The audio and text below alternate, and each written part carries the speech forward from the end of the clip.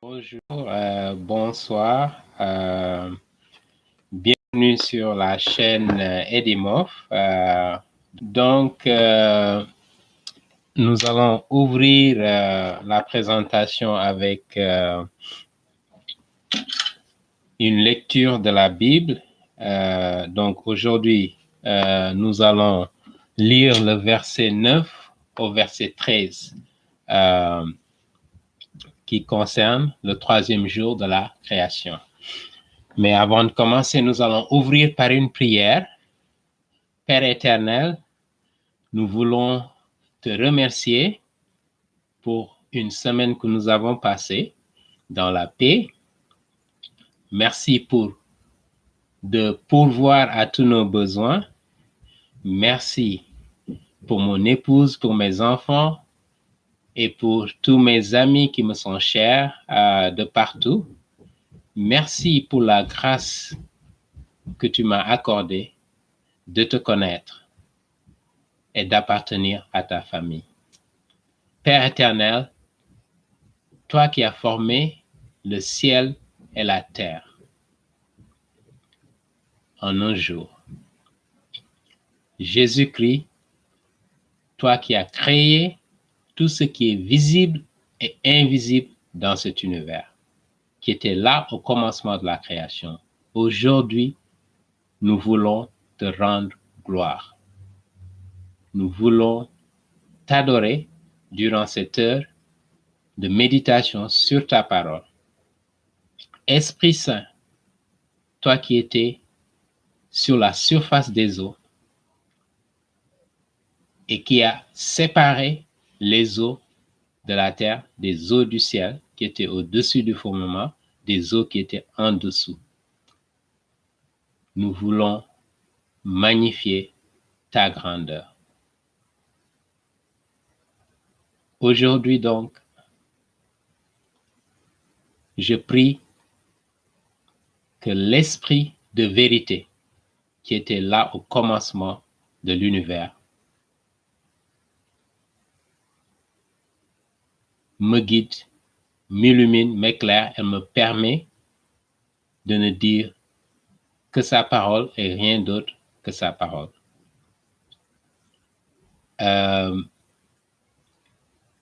Cache-moi derrière la croix de Jésus-Christ.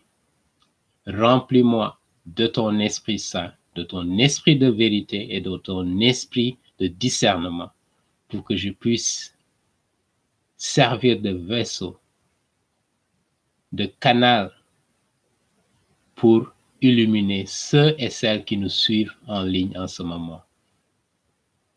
Qu'ils puissent recevoir le message que vous avez pour nous aujourd'hui.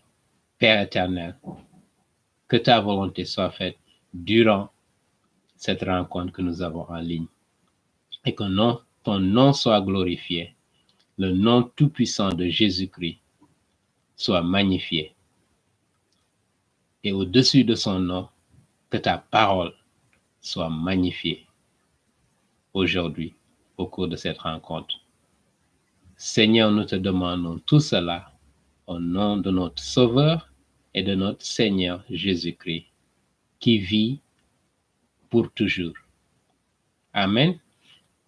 Donc, aujourd'hui, je vais donc lire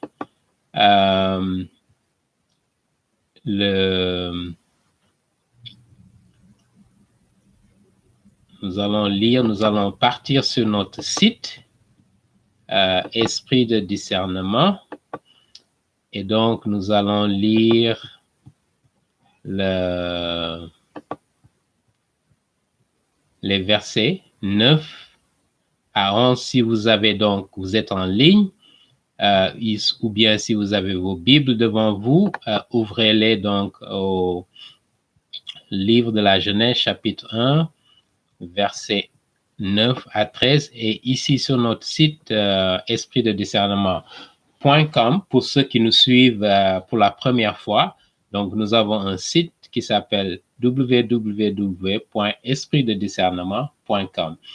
Et si vous allez dans ce site, vous verrez donc sous le menu exposition de la Bible, lire la Bible, vous avez les différentes versions de la Bible. Et vous avez également une version King James en français à laquelle vous pouvez aussi accéder. Donc, nous allons lire, comme nous l'avons indiqué dans nos précédentes études bibliques, notre livre de référence, c'est le livre, la version King James de la Bible. Donc, la Bible nous dit au verset 9, « Et Dieu dit que les eaux au-dessous du ciel soient rassemblées en un seul lieu, et que la terre sèche paraisse. Et il fut ainsi. » Verset 10, « Et Dieu appela la terre sèche, terre, et le rassemblement des eaux, il appela mer. Et Dieu vit que cela était bon. » Verset 11, « Et Dieu dit que la terre produise l'herbe, la plante portant semence, et l'arbre fruitier portant du fruit selon son espèce, dont la semence est en soi sur la terre. Et il fut ainsi. » Verset 12, « Et la terre produisit l'herbe et la plante portant semence selon son espèce, et l'arbre portant du fruit dont la semence était en soi, selon son espèce.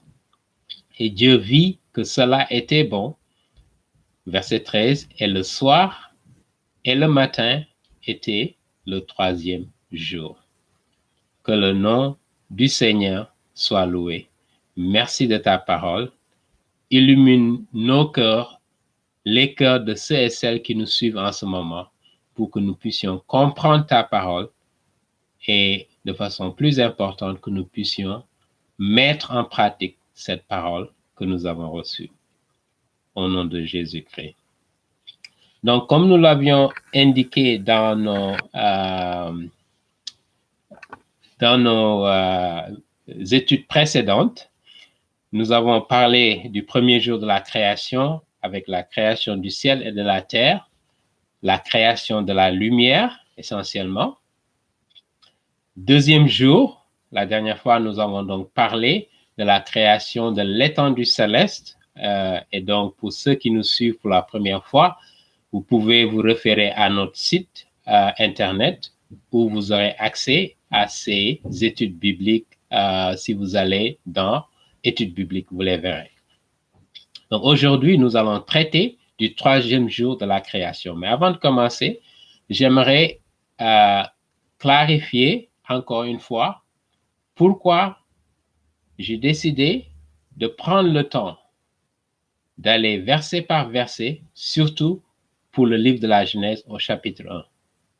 Parce que comme je l'avais mentionné dans la première étude biblique, si vous comprenez bien le livre de la Genèse, vous avez les bonnes bases, vous avez des fondements solides pour comprendre le reste de la Bible.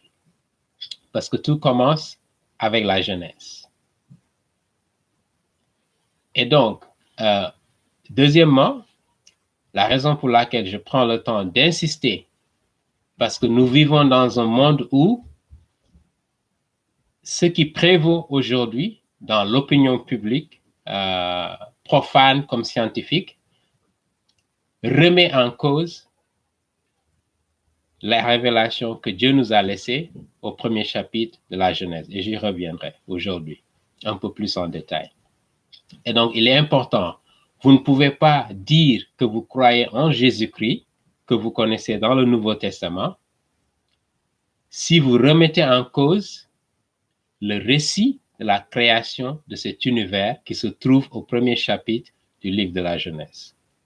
C'est extrêmement important parce que la Bible, d'abord, a été écrite par un seul être, Jésus-Christ, qui est la parole, l'Esprit Saint, qui est l'auteur de la Bible, des livres de l'Ancien Testament comme des livres du Nouveau Testament. Donc, il y a un seul auteur, mais avec près d'une quarantaine, si vous voulez, d'auteurs humains qui ont été inspirés par cet auteur principal qui est l'Esprit Saint, d'accord? Et donc, l'Esprit Saint est cohérent du livre de la Genèse au livre de l'Apocalypse. Il n'y a pas une seule contradiction dans la Bible et nous aurons l'occasion au cours des semaines, mois à venir, l'occasion de présenter. Il y a beaucoup de critiques qui ont émis naturellement des critiques par rapport à la Bible, qu'il y a des contradictions qui se trouvent dans la Bible, qu'il y a des non-vérités, qu'il y a des déclarations non scientifiques qui s'y trouvent. Nous aurons l'occasion de revenir sur l'ensemble de ces critiques et nous allons apporter des réponses à ces critiques, compte tenu de ce que nous connaissons aujourd'hui sur la science, mais également compte tenu de ce que la parole de Dieu nous dit dans les textes bibliques. Comme je le rappelais tantôt aussi, Dieu le Père, Dieu le Fils et Dieu l'Esprit Saint qui étaient là au début de cet univers sont habilités à nous dire comment ça s'est passé. Ce ne sont pas les scientifiques aujourd'hui à qui nous prêtons beaucoup de crédibilité qui vont nous dire comment les choses se sont passées parce qu'ils n'étaient pas là. D'accord? Et Dieu qui a mis en place cet univers, qui a mis en place les lois qui gouvernent cet univers. Et nous reviendrons également sur ces lois. Il y a des lois de la science, il y a des lois morales, il y a des lois de toutes sortes qui sont en place aujourd'hui et auxquelles les êtres humains, que les êtres humains utilisent, dont ils se servent, auxquelles ils sont soumis, et il ne peut pas y avoir de loi sans un donneur de loi. Il ne peut pas avoir de loi dans cet univers sans qu'il y ait quelqu'un qui soit à l'origine de ces lois, qui ait causé ces lois et qui est en dehors justement de cet univers. D'accord? Voilà pourquoi j'insiste et je prends le temps d'expliquer verset par verset l'importance du livre de la Genèse. Et aujourd'hui, son importance a été réduite à presque néant parce que beaucoup, y compris des chrétiens, ont été amenés à croire que ces récits que nous avons dans le premier livre de la Genèse relèvent du mythe ou relèvent de récits allégoriques qui ne correspondent pas à des faits historiques. Et je voudrais rappeler aujourd'hui ici à tout le monde, ceux qui nous écoutent, que le récit de la Genèse est historique, plus historique que tout ce que nous pouvons rencontrer comme histoire dans cette humanité que nous avons.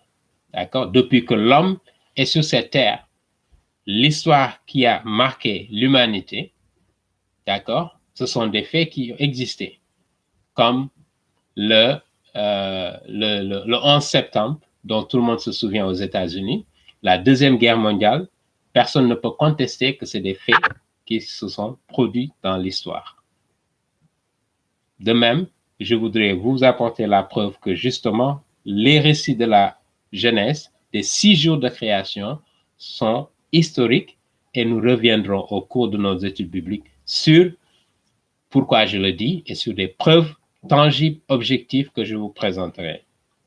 D'accord? Donc, ceci étant dit, je voudrais donc commencer l'étude de ces versets qui concernent le 3e jour de la création. Essentiellement, pour résumer, ce 3e jour concerne la création des plantes, de la végétation que nous avons aujourd'hui.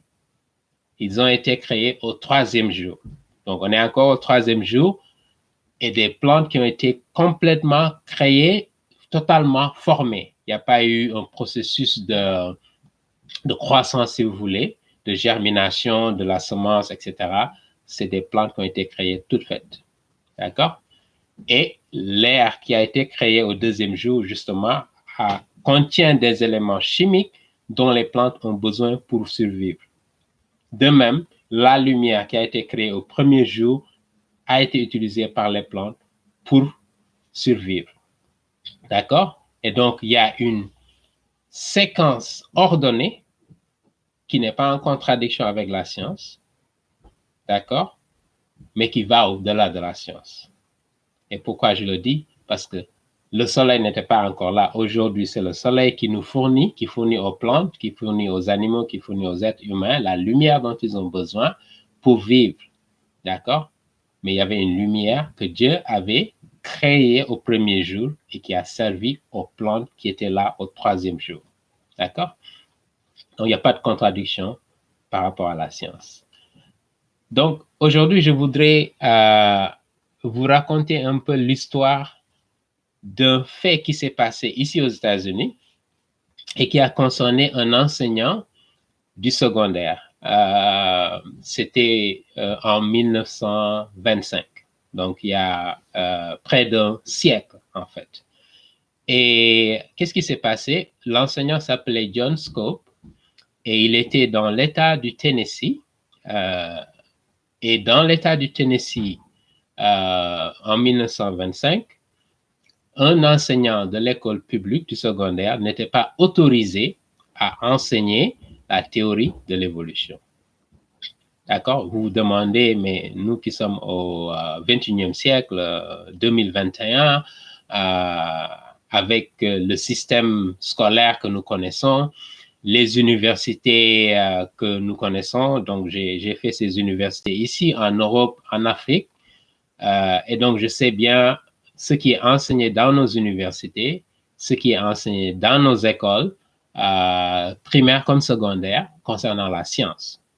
D'accord? Si vous ouvrez des manuels scolaires, si vous ouvrez des livres de programmes au niveau universitaire, dans le domaine scientifique, la physique, la chimie, la biologie, l'astronomie, etc., la géologie. Dans toutes ces disciplines sont parcourues, sont traversées par la théorie de ce qu'on appelle le darwinisme, d'accord, qui a été mis en place par Charles Darwin, d'accord, au 19e siècle. Et selon cette théorie, donc, il y a eu une évolution de cet univers, il y a eu une évolution, si vous voulez, de l'espèce humaine, des plantes et des animaux, qui a pris des millions et des millions et des millions d'années. D'accord? Et aujourd'hui, c'est devenu, si vous voulez, un phénomène qui est accepté. En quelque sorte, même, c'est devenu comme un dogme. OK? Dans nos universités, dans nos écoles, on nous fait comprendre, on nous fait croire que la théorie de l'évolution relève de la science. Mais je voudrais aujourd'hui vous faire remarquer que cela n'est pas vrai, que cela relève, la théorie de l'évolution ne relève pas de la science. Et je vais vous donner aujourd'hui un exemple par rapport au troisième jour de la création. D'accord? Ce que la création nous dit, qui est tout à fait cohérente avec la science aujourd'hui, au XXIe siècle. D'accord? Donc, cet enseignant, donc, n'était pas autorisé en Tennessee à enseigner la théorie de l'évolution, d'accord? Parce que dans les écoles secondaires, y compris même dans les universités, il y avait ce consensus autour de la création de cet univers qui vient d'un Dieu, le Dieu de cet univers, d'accord? Donc, il y avait ce qu'on appelle le créationnisme, d'accord, qui postule l'existence de Dieu, d'accord? Et c'est ce qu'on enseignait dans les écoles secondaires, primaires et partout, d'accord? Parce que c'était reconnu que l'univers a été créé par un Dieu, d'accord? Et comment se fait-il qu'aujourd'hui, en 2021, si vous entendez cette histoire du procès de John Scope, vous allez vous dire, mais dans quel monde était-il? Au point que quelqu'un va être en procès pour enseigner, pour avoir enseigné la théorie de l'évolution comme une science au niveau de l'école secondaire. D'accord? Naturellement, si les lois d'un État disent que c'est telle chose, c'est ce qu'il faut adopter pour un programme, si vous le violez, Si vous le transgressez, naturellement, vous devez faire face à la loi. Et donc, c'est ce qui s'est passé. Et donc, durant le procès, il y a eu donc l'avocat de l'enseignant qui est venu et qui a apporté la défense pour expliquer justement que la théorie de l'évolution relevait de la science. Il a apporté des éléments, si vous voulez, scientifiques, qu'ils estiment que c'était scientifique. Et de l'autre côté, les avocats de l'État, qui représentaient l'État, ont également apporté leurs preuves. Et il s'est trouvé qu'en fin de compte, l'opinion publique, en écoutant ce procès, en suivant de près le procès, s'est rendu compte peut-être que la théorie de l'évolution reflétait plus quelque chose qui était plus proche de la science que le créationnisme. D'accord? Mais malgré tout, John Scott a perdu le procès, d'accord? Et il a été condamné, d'accord? Maintenant, de 1925 à 2021, qu'est-ce qui s'est passé? Au point où aujourd'hui, dans toutes les écoles en Occident, en Europe, en France, en Belgique, en Angleterre, aux États-Unis, en Afrique, dans beaucoup de pays, en Asie, en Amérique du Nord, en Amérique latine, si vous voulez, dans la plupart des pays, à l'exception de quelques pays, c'est la théorie de l'évolution qui se trouve dans les manuels scolaires et on nous fait comprendre que cet univers est arrivé par le fruit du hasard, qui a eu un particule qui s'est condensé, qui a explosé et qui a abouti à l'univers que nous connaissons, avec les galaxies, le soleil, la lune, les étoiles, etc.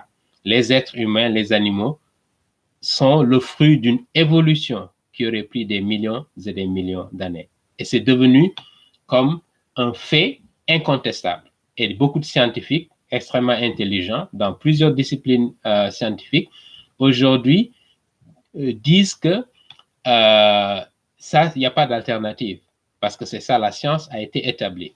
Mais permettez-moi de vous dire d'abord qu'il y a beaucoup de scientifiques aujourd'hui, des géologues, des généticiens, des biologistes et beaucoup d'autres disciplines, des astronomes, qui remettent en cause les hypothèses de la théorie de l'évolution, les hypothèses du darwinisme. Et aujourd'hui, je vais vous présenter une hypothèse de la théorie de l'évolution qui ne tient pas la route, qui ne relève pas de la science. Une seule hypothèse. La théorie de l'évolution nous parle de ce qu'on appelle la macroévolution. Donc, il est toujours important, lorsqu'on parle de théorie de l'évolution, de préciser de quelle évolution on parle, parce qu'il y a plusieurs types d'évolution. D'accord? Et nous, on y reviendra. Parce qu'il y a l'évolution cosmique, l'origine de l'espace, du temps, de la matière, de l'énergie, etc. Il y a l'origine chimique, l'origine des éléments chimiques dans cet univers. On nous fait comprendre que c'est l'hydrogène qui était là au départ, mais personne n'est en mesure de nous dire d'où vient cet hydrogène. Il y a l'évolution organique, si vous voulez, d'accord? Il y a l'évolution également des étoiles, ok? Comment les étoiles se sont formées.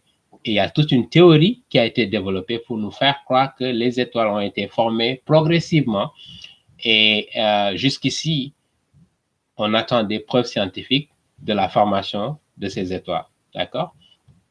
Ça est l'évolution organique qui concerne donc le passage des éléments non organiques aux éléments organiques comme les plantes, d'accord, qui sont des éléments organiques, les animaux, des êtres vivants, d'accord, et les êtres humains, d'accord, qu'on verra aussi, qu'est-ce qui les distingue, qu'est-ce qui les différencie. Mais à part ces types d'évolution, il y a ce qu'on appelle la macroévolution, d'accord? Et la macroévolution, c'est simple, ça veut dire une espèce qui évolue au cours de millions et de millions d'années et qui se transforme autour de mutations génétiques, de mutations liées à l'environnement et liées aussi au fruit du hasard, à ce que Darwin a appelé la sélection naturelle et qui aboutit à une autre espèce. Par exemple, Darwin nous fait comprendre, selon sa théorie, si vous êtes un chien, d'accord, vous êtes un chien, d'accord, au cours de l'évolution de millions et de millions d'années de ce chien-là, qui se transforme en cheval après des millions d'années. Voilà ce que la théorie de l'évolution nous dit. Et aujourd'hui, des scientifiques extrêmement intelligents ont épousé cette thèse, qui n'a jamais eu de vérification dans l'histoire de l'humanité. D'accord? On n'a jamais observé une transition d'un chien qui est devenu moitié chien, moitié cheval et qui, en fin de compte, est devenu un cheval. C'est ce qu'on appelle la macroévolution. D'accord? Cette macroévolution relève du mythe. Elle relève du fantasme. Parce que jusqu'ici, on n'a jamais observé. Beaucoup nous ont amené des fossiles pour montrer qu'il y avait des fossiles d'animaux, par exemple. D'accord? Et ils ont comparé ça avec d'autres restes de ces animaux ou des soi-disant personnes qui sont mortes, d'accord? Et avec qui nous avons un ancêtre commun, d'accord? Des singes et les êtres humains qui ont un ancêtre commun. Et ils essaient de trouver à travers des fossiles, de prouver d'abord l'âge de ces fossiles-là et en même temps de voir la parenté qui existe entre ces animaux et les êtres humains. Mais tout cela relève du mythe, d'accord? Parce que personne, jusqu'à ce jour, n'a jamais observé des êtres transitoires, d'accord? Qui sont moitié chevaux, moitié chiens et qui finalement sont devenus des chevaux, d'accord? La Bible aujourd'hui, donc, je vais vous montrer, qui a été écrit, donc, je disais, près de 1400 ans avant Jésus-Christ, par Moïse, d'accord? Nous a clairement dit que c'est impossible, la macroévolution est impossible. La science, la macroévolution, ce n'est pas de la science. C'est une vision du monde, d'accord? Et c'est aujourd'hui cette vision du monde qui est épousée dans toutes nos universités, dans toutes nos écoles et ce qu'on enseigne à nos enfants, d'accord? Mais ce n'est pas de la science, d'accord? Parce que la Bible nous dit, et là, donc on revient au verset que nous avons cité tout à l'heure, pour commencer notre étude biblique, le verset 10, le verset 11 du moins, d'accord? Le verset 11 nous dit que la terre produise l'arbre, la plante portant semence, d'accord? Et l'arbre fruitier portant du fruit selon son espèce. D'accord? Quand la Bible dit selon son espèce, qu'est-ce que ça veut dire? Ça veut dire que ce que Dieu a mis en place, toutes ces espèces végétales, les espèces animales et l'espèce humaine que Dieu a mis en place, le jour où il les a mis en place, durant ces 6 jours-là, ils sont restés ces mêmes espèces. Donc, il n'y a pas possibilité pour qu'une espèce se transforme en une autre espèce. D'accord? Et ça, c'est le verset 11 qui nous en donne la confirmation dans la Bible. Et c'est ce que la science aujourd'hui nous confirme dans toutes les expériences qui ont été faites. Il n'y a pas eu un seul exemple d'une espèce, d'accord, qui s'est transformée pour devenir une autre espèce. Ça n'existe pas. D'accord? Ça existe dans l'imagination de ces scientifiques-là. Mais dans la réalité, ça n'existe pas. Parce que pourquoi? Parce que Dieu, qui est le créateur de cet univers, lorsqu'il a mis en place les plantes au 3e jour, il les a créées selon leur espèce. D'accord? Donc, il n'y a pas possibilité de macroévolution, de passer d'une espèce à une autre. Par exemple, si vous avez des semences d'arachide, d'accord? Pour donner un exemple typique. Ces semences d'arachide, lorsque vous les plantez dans le sol, un bon paysan, vous ne pouvez jamais récolter des bananes. Impossible. D'accord? Parce que c'est une espèce donnée, l'arachide. Si vous prenez des pommes de terre, les semences qui servent à produire des pommes de terre sur la terre, vous ne pouvez jamais faire ressortir des mangues. D'accord? Donc, ce principe, vous-même qui n'êtes pas scientifique, vous-même qui ne connaissez pas grand-chose de la science, vous pouvez observer que vous ne pouvez pas prendre des semences d'un arbre donné ou bien d'un légume donné et en faire une récolte, si vous voulez, d'un autre légume ou bien d'un autre fruit.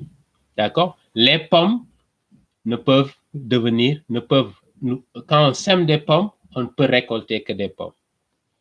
Lorsqu'on sème l'arachide, on ne peut récolter que de l'arachide. Lorsqu'on sème le mil, on ne peut récolter que le mil. Lorsqu'on sème le riz, on ne peut récolter que du riz. D'accord? C'est ce que la Bible nous dit. Et pourtant, c'est ce qu'on observe dans la vie de tous les jours. Par contre, la théorie de l'évolution nous dit que si vous semez du riz, au bout de millions et des millions d'années, ce riz-là va se transformer en arachide, ok, par le fait de la magie, si vous voulez, du hasard, par le fait des mutations de l'environnement, etc. Et de ce riz qui devient de l'arachide, et de l'arachide, ça devient un poisson ou bien un oiseau. D'accord? Ça ne relève que de la magie. Donc, les magiciens, peut-être, peuvent comprendre cela, mais une personne normale, moyenne, sait que ça ne fait pas de sens. Et pourtant, c'est ce qu'on inculque à nos enfants, c'est ce qu'on inculque aux étudiants dans les universités pour leur faire croire que la théorie de l'évolution fait sens et relève de la science. Ça relève du mythe. D'accord? Comme vous pouvez le voir. Donc, la macroévolution n'existe pas. Ce qui existe en matière de science, pour clarifier, c'est la microévolution. Parce que lorsque Darwin écrivait son livre, il faisait référence à la macroévolution. D'accord? Par contre, la microévolution, qui est la variation à l'intérieur d'une même espèce, si vous avez un chien, d'accord? Un chien peut se transformer en plusieurs types de chiens, d'accord? Parce que vous avez comment dirais-je, les labradors, vous avez les bergers allemands, vous avez toutes sortes de chiens, d'accord? Mais c'est une même espèce. Pareil pour les plantes, vous pouvez avoir des variétés, vous pouvez faire des combinaisons de plantes et se faire ressortir, par exemple, des variétés d'arachide, si vous voulez, ou de riz. On a beaucoup de sortes de riz, par exemple. Les gens qui aiment bien consommer le riz, il y a des variétés de riz que vous pouvez développer en faisant comment dirais-je, des expérimentations. Vous pouvez arriver à des variétés différentes de riz, mais ça reste toujours du riz.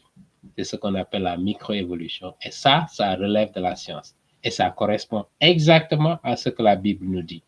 D'accord? J'aimerais vraiment que ce soit clair pour qu'on n'ait pas, comme chrétiens, qu'on ne soit pas intimidés par ces scientifiques qui viennent nous raconter des bobards. D'accord? Les hypothèses sur lesquelles ces travaux scientifiques-là reposent sur la théorie de l'évolution ne sont pas réalistes et ne reposent pas sur la science. D'accord? Ça, j'aimerais au moins, j'espère que ça, c'est clair comme point. Pour revenir maintenant au verset 9 qui nous concerne. Et Dieu dit donc au verset 9 que les eaux au-dessous du ciel, rappelez-vous donc avec l'expansion de l'étendue céleste, les eaux qui étaient en dessous, Dieu dit, donc la parole de Dieu, encore une fois, on nous parle de la puissance de la parole de Dieu, qui est capable de créer, qui est capable de faire de grandes choses, d'accord, de produire des miracles. Et donc, cette même parole a parlé et ces eaux se sont séparées. Il y a eu donc des eaux qui étaient en dessous du ciel, qui se sont regroupées, d'accord, en un seul lieu, et la terre sèche est apparue. D'accord. Encore une fois, pourquoi il y a eu ce processus-là? Dieu, donc, qui sépare le ciel et la terre, qui sépare les eaux qui étaient avec la terre mélangées, de la terre sèche. Pourquoi? Pour que l'homme, l'être humain, puisse habiter sur cette terre. C'est ça le but de Dieu.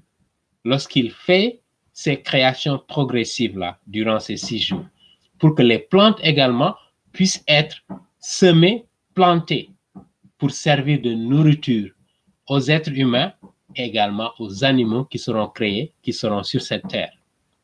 D'accord? Donc Dieu a séparé les eaux qui étaient avec la terre pour faire apparaître la terre sèche. D'accord? Et le verset 9 nous dit, et il fut ainsi. Encore une fois, le terme hébreu, il fut ainsi, ça veut dire que dès que Dieu a parlé, immédiatement, ça s'est produit. D'accord? Dieu, immédiatement, ça s'est produit pour dire à quel point il est puissant. D'accord? Verset 10, donc, nous dit, et Dieu appela la terre,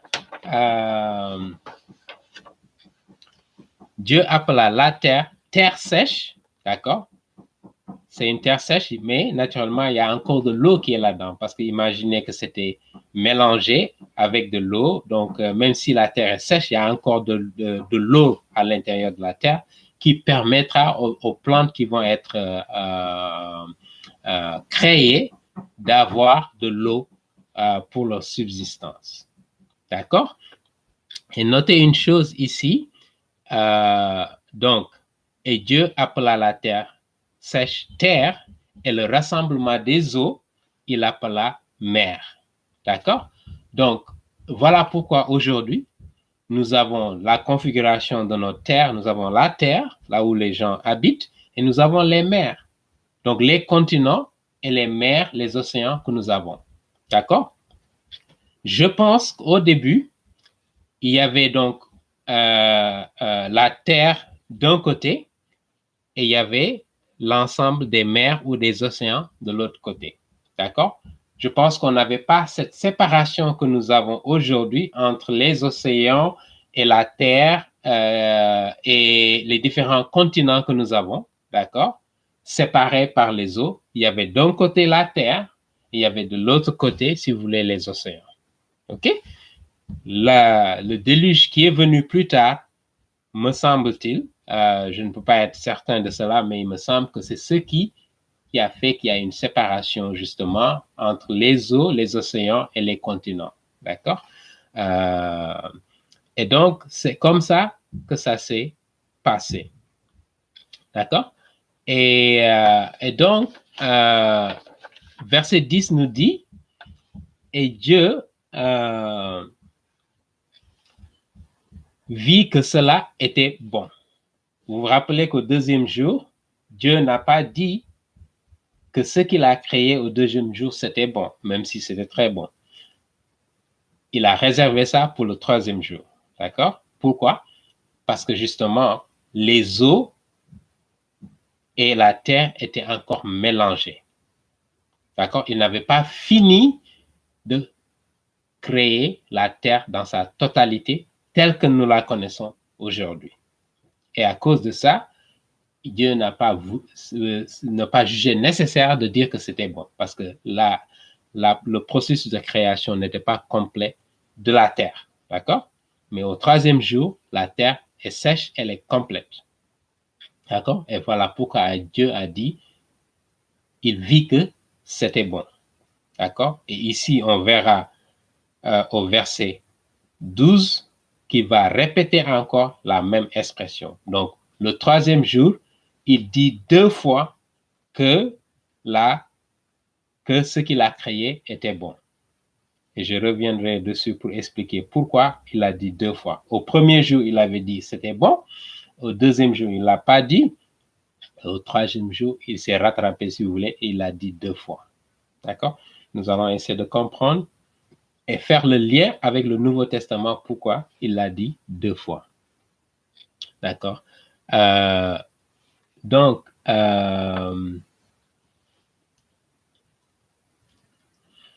l'objectif de séparer les eaux qui étaient avec la terre de la terre sèche, c'était pour que l'homme puisse y habiter. Parce que Dieu a spécifiquement conçu la terre pour l'être humain. D'accord? Et je crois contrairement à ce que certains pensent qu'il y aurait des êtres supérieurs dans d'autres planètes, je ne le pense pas, parce que si Dieu, qui est immense, infiniment immense, peut penser à l'être humain, vous et moi, d'accord? C'est à quel point nous lui sommes chers et qu'il a pris le temps, l'attention, le soin de séparer la terre sèche pour que nous puissions l'habiter et dominer tout ce qui se trouve sur cette terre. Et voilà pourquoi la Bible nous dit, je pense dans le livre de Job, pourquoi Dieu, tu te fais autant de soucis pour l'être humain. Qui sommes-nous? Nous ne représentons rien et pourtant, tu penses à nous tous les jours. Que son nom soit loué. Il est digne d'adoration parce que nous ne représentons rien du tout et pourtant, il pense à nous tout le temps.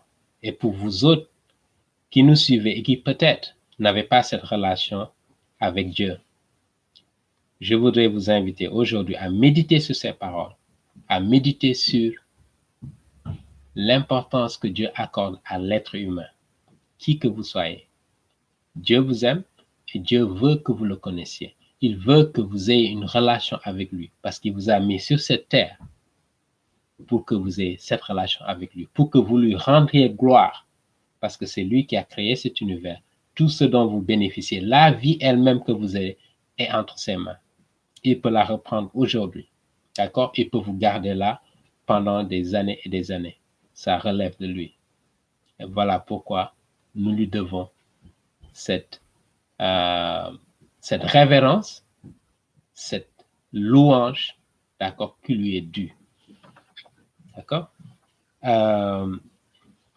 Donc, quand les eaux se sont séparées, donc la terre sèche qui était plus lourde que les eaux, si vous voulez, s'est mis vers le bas et l'eau qui était en haut, justement, s'est déplacée à côté et l'eau qui était au-dessus, si vous voulez, de l'atmosphère de l'air, qui est plus lourd que l'eau, qui s'est mis au-dessus, d'accord?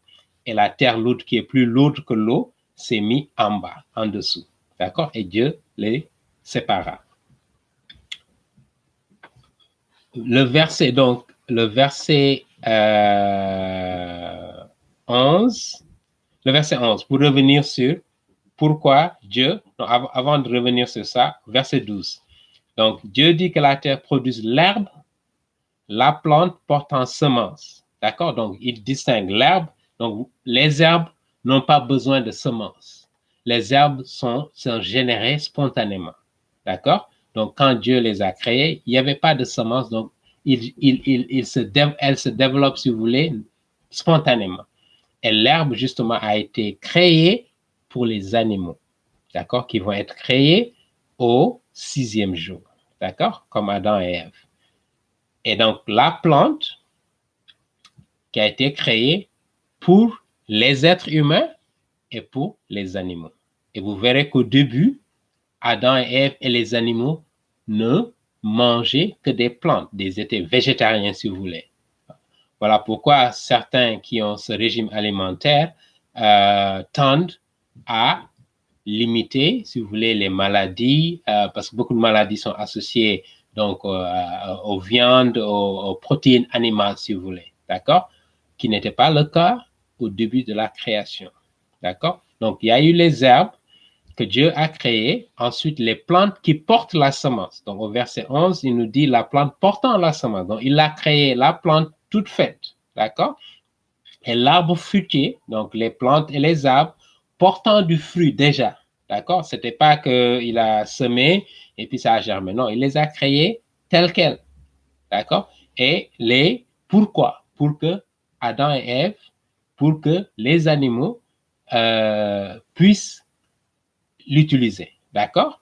Et donc, c'est ce qui s'est passé et il les a créés selon leur espèce. Donc, toutes sortes d'arbres fruitiers que vous commencez, des oranges, des pommes, des bananes, des mandarines, toutes sortes de fruits, d'accord, agréables à déguster, d'accord? Et il a créé toutes sortes de plantes pour Adam et Ève et pour les animaux également. L'herbe qu'il a mis, c'était pour les animaux essentiellement. D'accord? Et donc, il y avait une semence qui était sous la terre et avec déjà des fruits.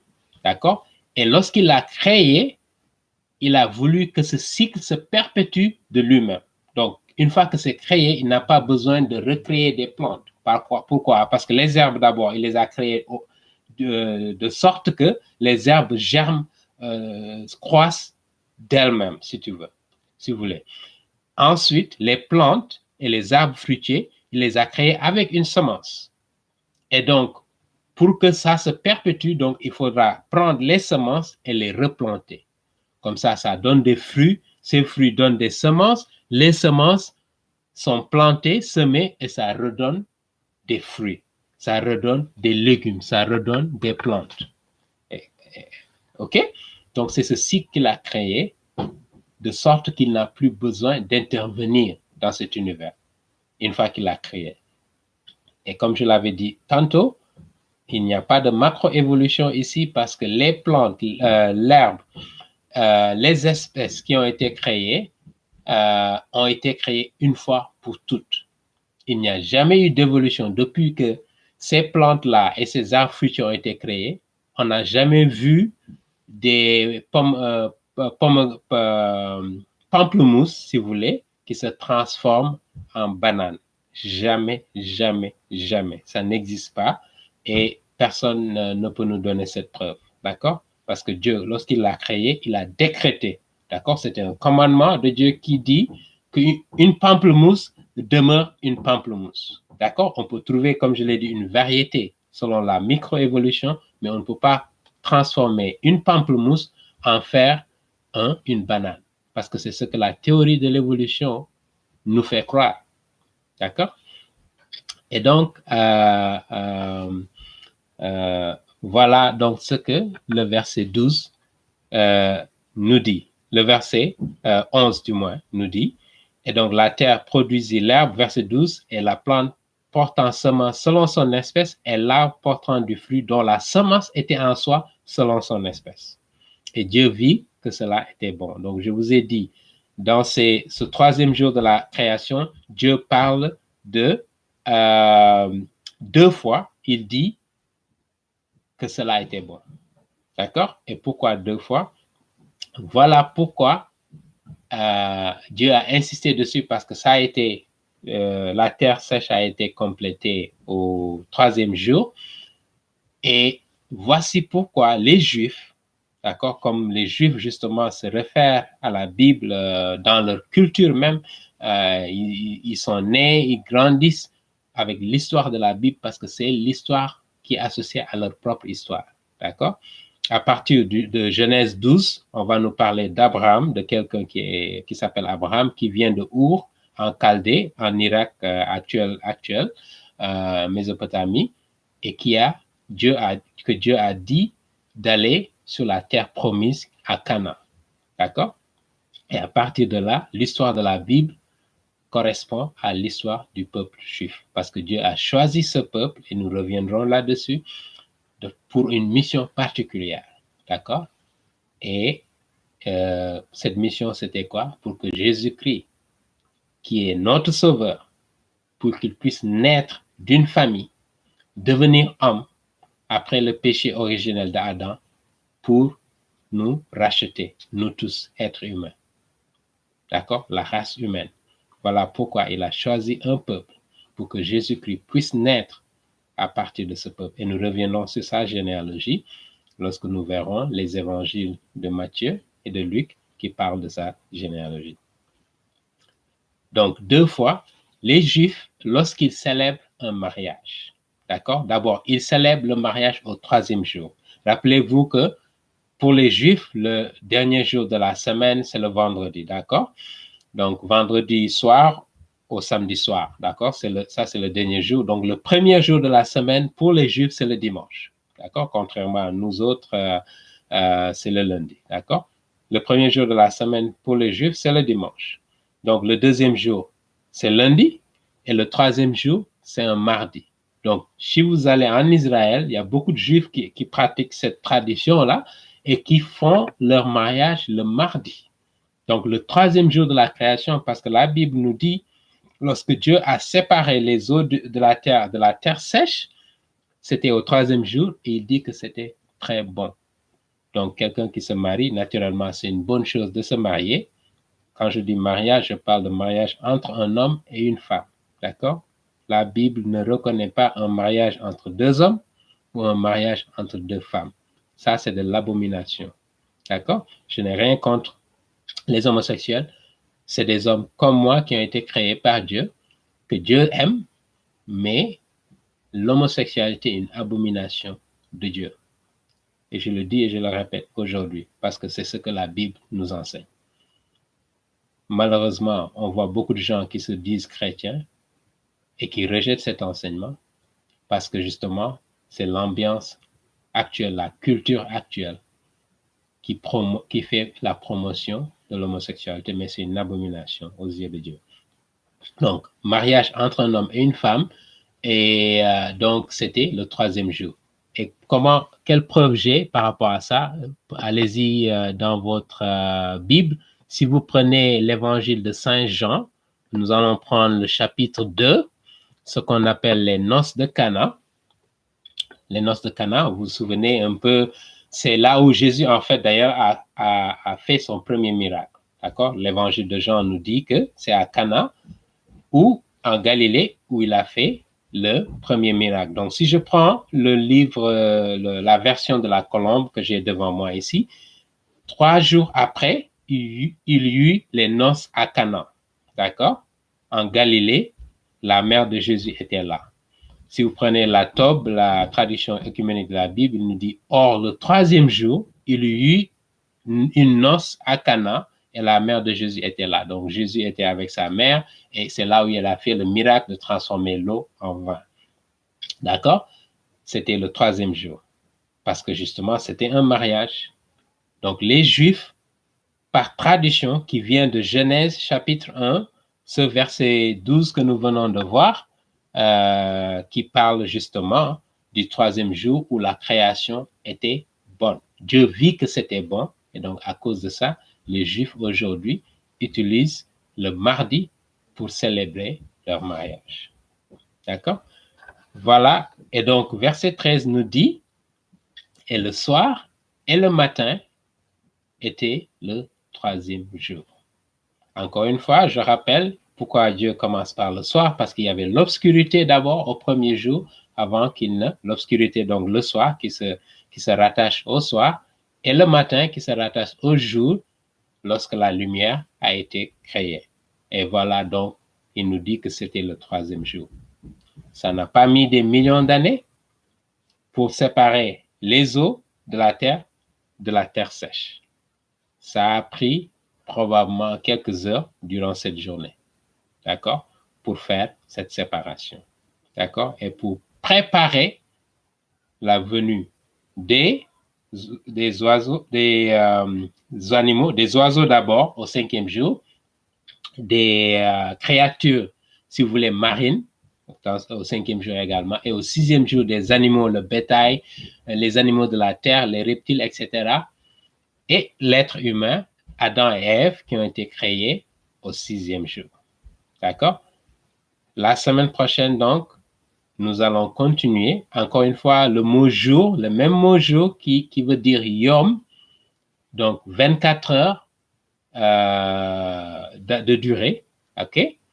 Il a créé en 24 heures, il a séparé les eaux de la terre sèche, et il a créé les plantes avec leur espèce, toutes sortes de plantes, d'accord? Avec selon leur espèce, les herbes aussi, il les a créées. Les arbres fruitiers, selon leur espèce, il les a créés. D'accord? Ex nihilo.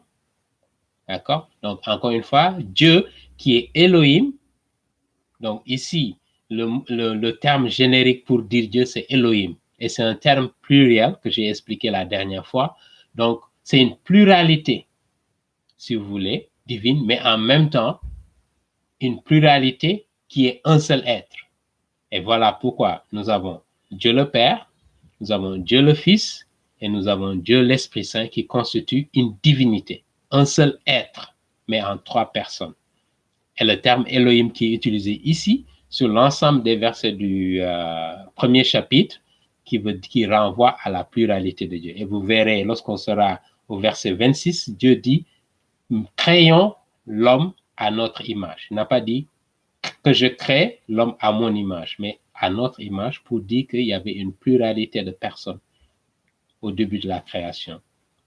D'accord? Et nous verrons au chapitre 2 de la Genèse justement que Dieu va révéler son nom qui est Jéhovah. Ça, c'est le nom de Dieu. D'accord? Nous verrons ça au chapitre 2, mais dans le premier chapitre, c'est Elohim qui est utilisé comme terme générique pour parler de Dieu. OK? J'espère que ça a été profitable pour vous autres. J'attends vos commentaires et vos feedbacks. Et vous avez également des vidéos que nous avons déjà préparées et qui seront, certaines sont déjà sur notre site, sur, je veux dire, notre chaîne YouTube ici. Vous pouvez y accéder, mais nous avons également d'autres vidéos que nous préparons. Et nous nous donnons rendez-vous donc la semaine prochaine. Merci d'être connectés. Que Dieu vous bénisse. Et donc, nous allons continuer avec le 4e jour de la création. Voilà, merci bien et bonne soirée à vous. Si c'est le matin chez vous, bonne journée et restez connectés avec notre chaîne et puis notre site internet.